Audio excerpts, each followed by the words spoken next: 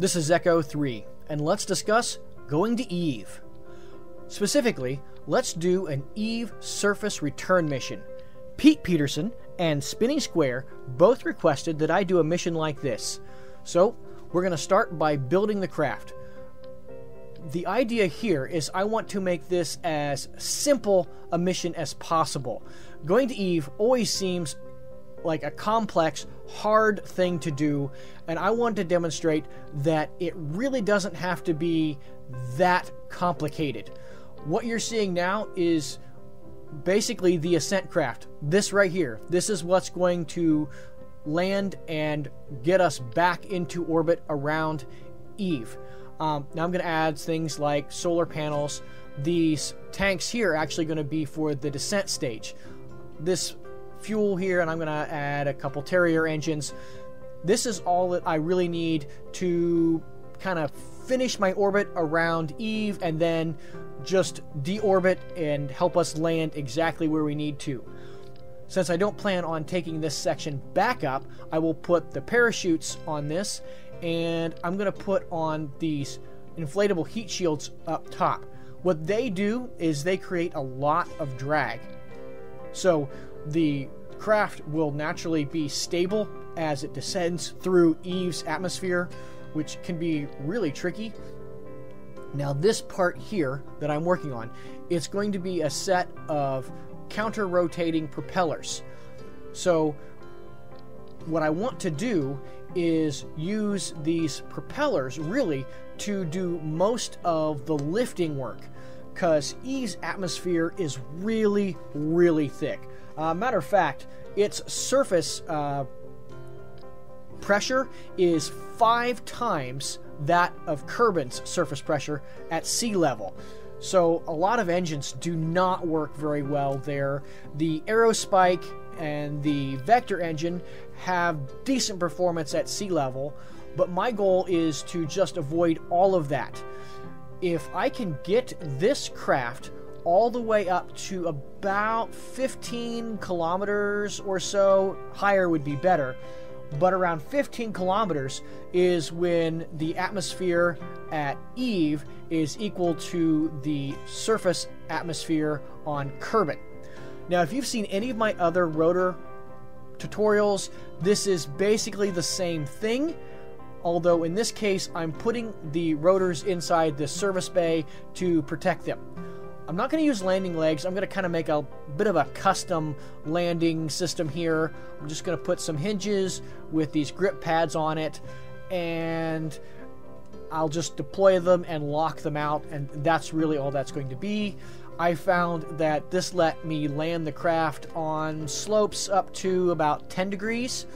So Eve generally didn't have too many steep slopes, so this will be adequate for about anywhere I might land.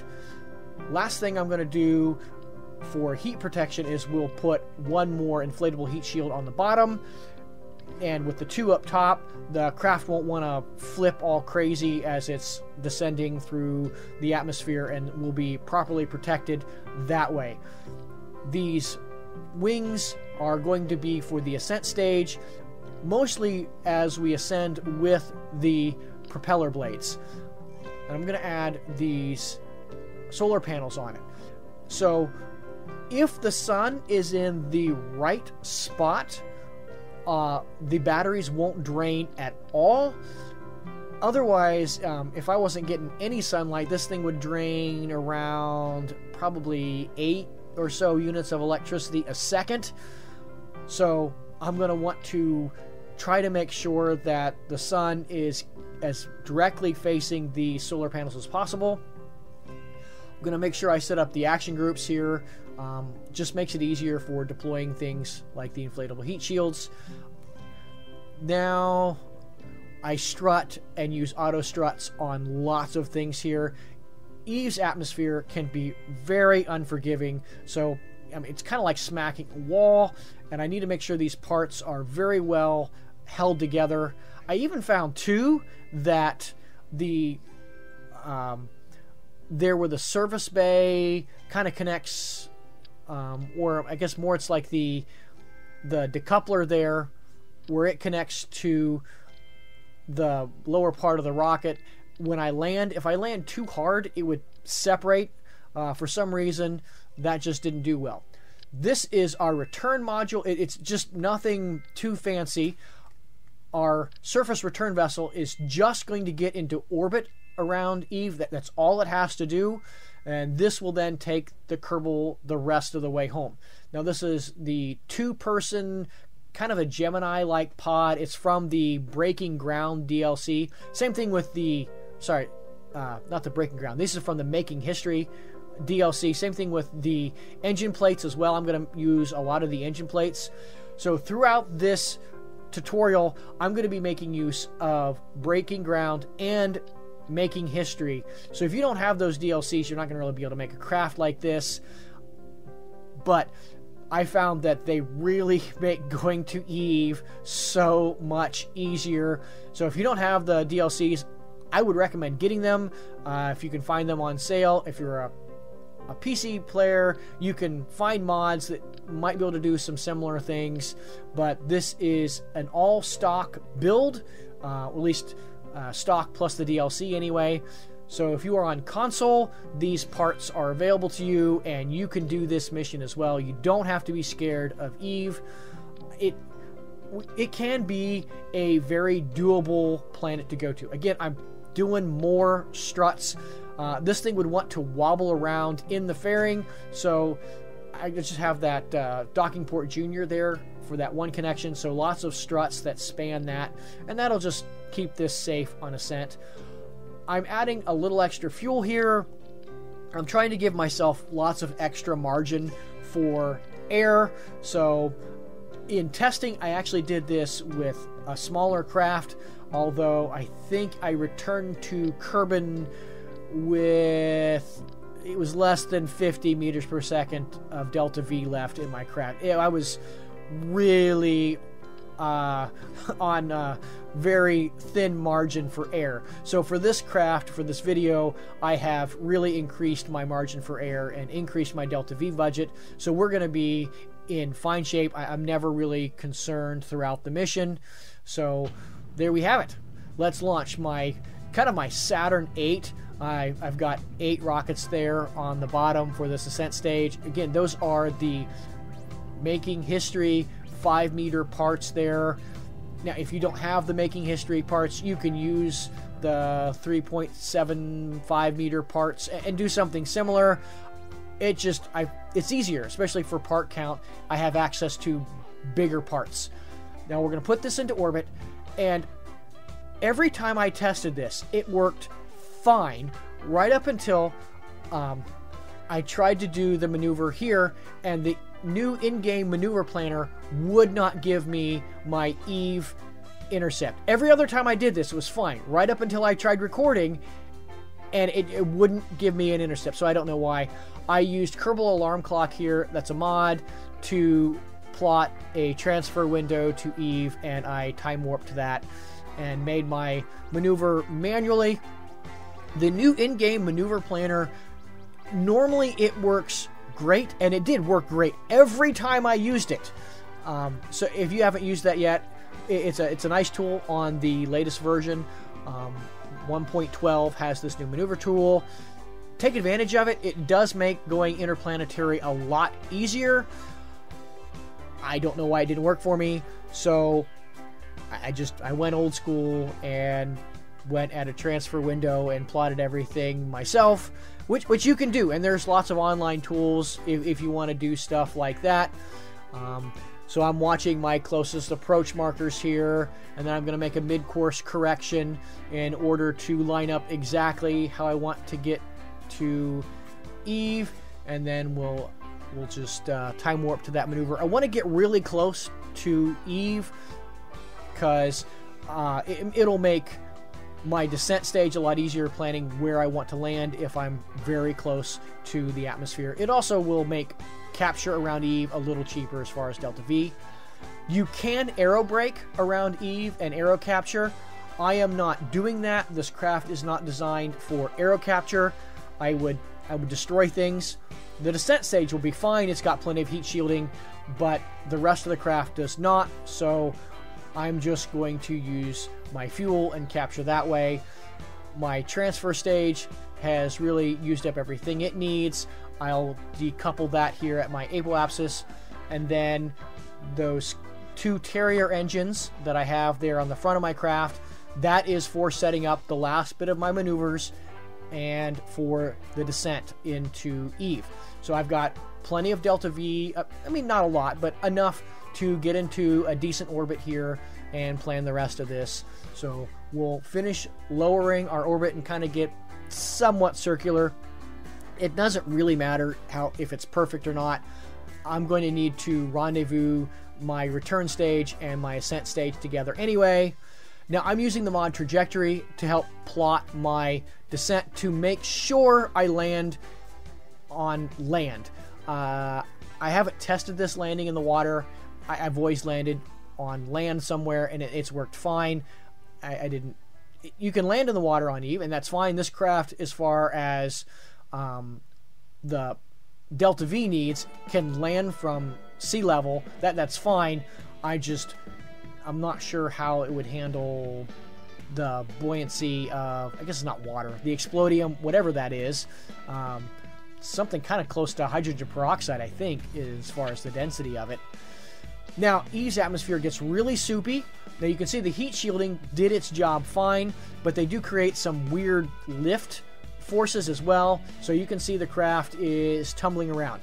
Usually, I get myself in trouble because I try using the physical time warp, and something breaks or collides into something else, and I lose my whole craft. I am not using physical time warp. I am just letting the craft go down as it will. Now, I did speed up the footage for this video, which is why it looks really crazy.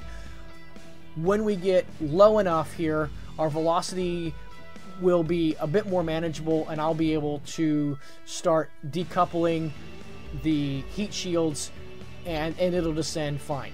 There we go. We got the upper part gone. When we get down to about 1,000 meters, those parachutes will fully inflate, and I can drop the lower heat shield, and we will descend nice and gently onto Eve's surface. Now, I am going to pull up these menus here for my rotor and my propeller. I'm going to just kind of keep those in mind. I don't have any visual cue to tell me how fast the rotor is spinning, so I'm pulling up the whole menu here. Now, we are pretty much directly under the sun, so in order to get full sunlight, I'm going to time warp until we're kind of at evening time, and then the sun will directly hit the solar panels, and I won't have to worry about running out of electrical charge. I am using the rotor here, and you can see I kind of started with around 5 or 6 degrees on the rotor angle, and I'll go up to about 20 and just maintain my ascent. I don't need to worry about speed. My ascent speed doesn't matter. I'm not worried about velocity as long as I'm going up. And I'm shooting for around 15 kilometers. Now, whether I was at Eve's highest peak at over 7 kilometers or if I was at sea level, it doesn't matter. The whole point is to get up to about 15 kilometers. Any more than that is a bonus. This craft will be able to then finish the rest of the way. I'm kind of looking for around a target velocity around 3,200 meters per second of ultimate horizontal velocity. With Kerbin, you're looking around 2,300 meters per second. So here comes the ascent stage with the rocket. So we've decoupled. We got a little bit more than 15 kilometers. And I need to go up pretty much straight until around 35 kilometers and really start tilting over. And by 45 kilometers, I really need to start pushing this thing sideways. The atmosphere starts to get really thin around 45 kilometers or so, and I can then just get as much horizontal velocity as possible. Again, I'm thinking around 3,200 to 3,300 meters per second for my orbital velocity. And this craft is going to just make it. On one of my attempts, I actually finished with around 400, 300, something like that, meters per second of Delta V left over. This time, I didn't have quite as much for this attempt that I recorded. One attempt, I didn't even quite make it, and I had to have Jeb jump out and finish with his EVA pack, which, you know, I barely missed. I needed like 100 meters per second more. So that's fine. Now we're going to rendezvous and dock our two crafts together. So in this case, our orbits are very similar and the crafts are kind of far apart. So it's going to take 5 or 6 days if I want a very low delta V for rendezvous and docking. And I just figure, why as well, I'll just spend time. I mean, we're going to have to wait for a transfer window to get back to Kerbin anyway. So what's a few more days here trying to set up a very efficient encounter. I have a rendezvous and docking tutorial as well, and I do highlight using things like the plus orbit button, so it lets you wait. And all I'm doing here, I have to correct the inclination just a little bit. Was very close, but not perfect. And I'm ultimately, you can see the purple indicators there. I'm trying to get as close approach as possible, and it looks like I'm going to get a very, very close approach here with this rendezvous. So I will just time warp to my maneuver and make that. So this is going to be several days that I have to wait, so we'll just time warp through that. And when we get close, we make a very small burn, and it's actually a very tiny burn, so I'll just decrease my engine throttle so I can be a bit more exact on this so I don't overburn. And even still, I won't be perfect. You can use a mod like MechJeb to burn for you. You can see I don't have it. I don't really use it at all. I've used it in the past, but I haven't used it in a couple years now. It's a handy mod, but I'm not using it. I'm trying to show how to do this without mods. Really, I do use a few. I do like Kerbal Engineer. That's at the top of my screen. The stock game does give you most of this information. I'm just used to the way Kerbal Engineer displays it, so that's why I have it up there. And now I'm burning on the target side of the retrograde marker, setting up my closest approach, because I want to get the two crafts closer together while also decreasing their relative velocity. You can see my nav ball is in target mode, and I'll just decrease my velocity here. The two crafts are very close. Now I'll just get rid of the nose cone on this one, have both crafts point towards each other. I have a pilot in both crafts, so they both have SAS, and I don't have to worry about curb net connection or anything like that. So now I screwed up a little bit. In my previous attempts, I had RCS on this craft, and I didn't.